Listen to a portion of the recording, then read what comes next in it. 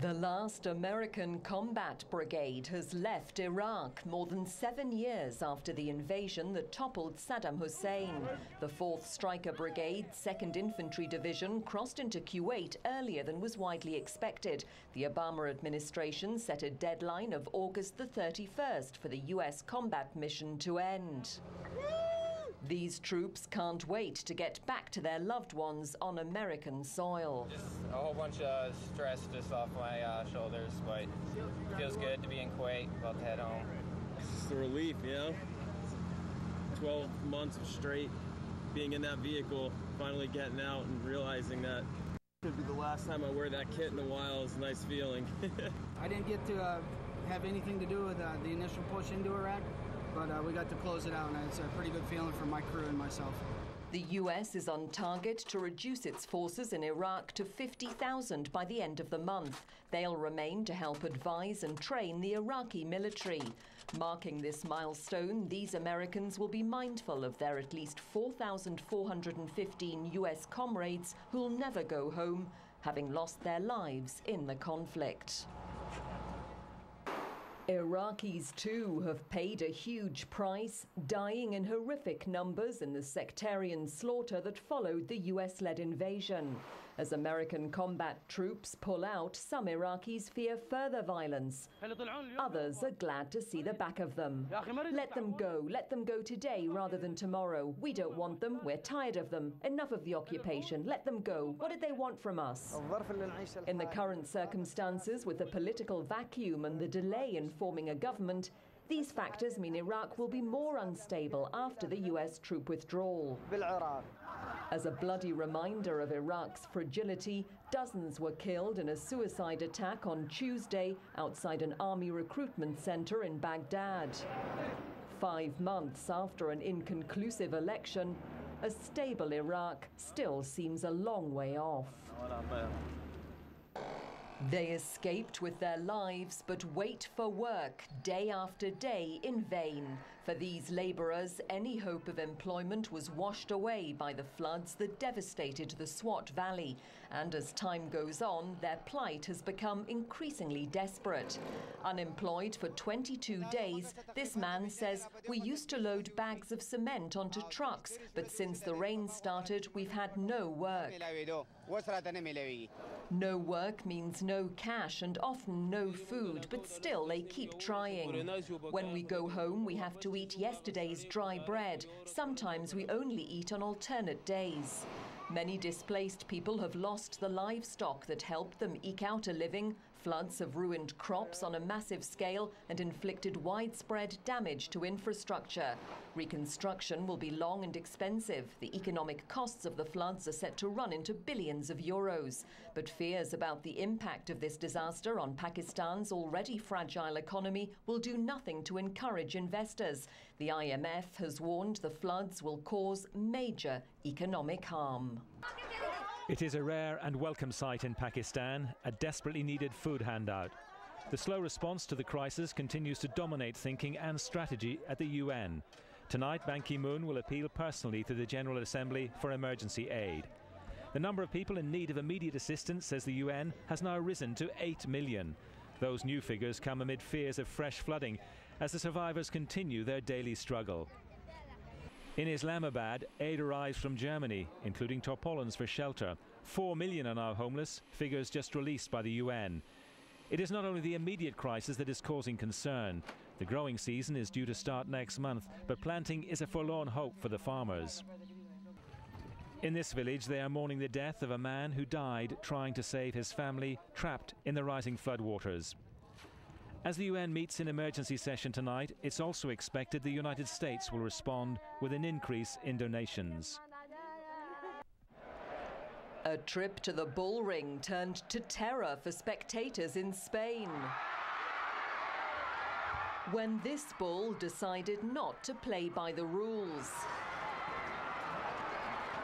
Around 40 people were injured as the animal ran amok in the stands at Tafalla in the northern Navarra region.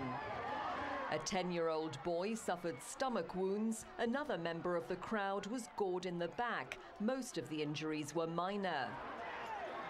This was not a traditional bull fight, but a contest of recortadores, in which those taking part try to dodge the bull as it runs around the arena. The animal leapt over the security barrier and into the crowd at the 5th attempt. It was eventually restrained, removed using a crane, and killed. On the roads in Spain, a new speed campaign has been launched, and it's foreign drivers who are in sharp focus. The move to stop and fine visitors breaking the speed limit has been boosted by a new system. Each roadside camera has an adapter which can photograph number plates from any country. The picture is then shown to the driver on the spot. There's no escape. In 2009, 30% of offenders were foreign vehicles, and on some speed traps in the summer, that figure exceeded 40%. Here we have an alternative that enables us to show the driver the offence they have committed. The new system has been installed in 4 speed traps in regions where there's a high number of foreign drivers. The move has heightened the debate in Spain on whether speeding fines save lives or if it's another way for the government to raise funds. Their meat is a delicacy in Germany, but the spectre of Chernobyl hangs over the dinner plate. More and more wild boars are being tested positive for radioactivity as a direct result of the nuclear meltdown nearly a quarter of a century ago.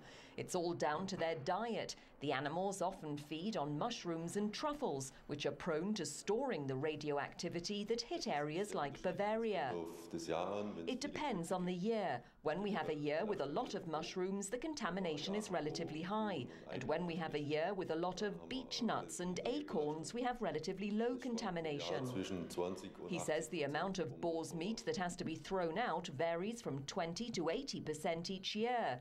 Amid a rise in the number of wild boars in Germany, more are being shot and eaten. Hence efforts to prevent a radioactive animal contaminating the human food chain. An inquiry ordered by President Medvedev could be the last chance to save the world's largest collection of fruits and berries from being bulldozed to make way for a Russian housing estate. It's argued that many plants could be crucial for saving harvests at risk from climate change, but a court recently gave permission for property developers to build on the land. This place is unique, and there's no other place like it nearby to move the plants to unless you replant stupidly and kill the collection. Pavlovsk was founded by Nikolai Vavilov, a famous Russian scientist who died in a Stalin labor camp. During World War II, 12 scientists starved to death rather than eat the seeds and plants. Experts argue the collection has to be kept as living specimens. If the genotypes are destroyed, Russia's food security will be weakened, and this will be harmful not only for the country, but even for the whole world, because all these plants are registered in the international database.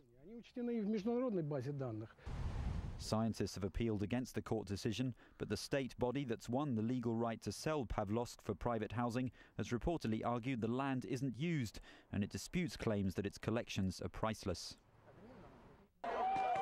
South African police have fired rubber bullets and water cannon at striking public sector workers as the demonstrators tried to block a main road in Soweto. More than 1 million teachers, healthcare workers and others have begun an indefinite stoppage claiming higher wages.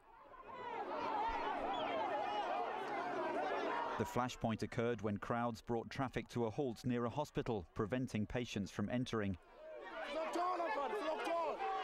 No major injuries were reported. Police say they had to use minimum force to disperse the crowd. Despite a few tense moments, some didn't seem too disturbed. The strike has disrupted hospitals and shut schools across the country. South Africa's ANC government has offered a 7% pay rise and says it can't afford union demands for double the inflation rate. Mid-level civil servants reportedly earn about 40% more than the average worker. The finance minister says he doesn't think a protracted strike would seriously affect the economy. A freak storm in Kenya's Rift Valley has destroyed crops and grazing land. Hailstones in the town of Nyahururu have now melted away but have left lasting damage. Local officials say the destruction in forests has been contributing to changing weather patterns. 38 people have been killed after a truck plunged into a gorge in northern India. The truck carrying people from a birthday party swerved off a mountain road in the Himalayan foothills of Himachal Pradesh. Police and villagers helped pull out the injured and take them to hospitals. In other news, paramilitaries have wounded 3 people in Indian-administered Kashmir, reportedly from the same family. They were firing live ammunition after protests broke out in the main city, Srinagar. Residents accused soldiers of attacking their homes. The protesters want independence from India. General Motors has made the first move in paying back the billions it was given in a controversial taxpayer-funded bailout. The car maker, which is currently more than 60% owned by the US government, is to sell shares on the New York and Toronto stock markets to raise as much as €15.5 billion. The initial public offering of shares comes amid a still weak global market for cars that is vulnerable to a further downturn. British retail sales rose nearly 3 times faster than economists had forecast in July. And new figures showed the British government had to borrow less than it did a year ago, thanks to a strong increase in tax revenues from companies. The Office for National Statistics said that retail sales were up by 1.1% from June and 1.3% compared to July last year. MasterCard's buying the British payment service provider DataCash Group for the equivalent of €405 million in cash. The deal is intended to expand MasterCard's e-commerce business, particularly in Europe and emerging markets. It's facing competition from more web-focused rivals such as PayPal. DataCash's shares shot up over 50%, hitting their highest in 10 years. Microchip maker Intel is to buy MacAfee, which provides security for computers. It's its biggest ever acquisition. The price is just under €6 billion in cash. That means that it'll pay 60% more for each MacAfee share than their closing price on Wednesday. Analysts said the deal shows Intel's willingness to move from hardware to software and services. McAfee's been working with Intel on a number of projects in the last 18 months, and the chipmaker said that partnership made it realize how combining the two firms would be a very powerful way to bring enhanced security to its customers as it tries to move beyond its main market of personal computers and into such areas as mobile phones.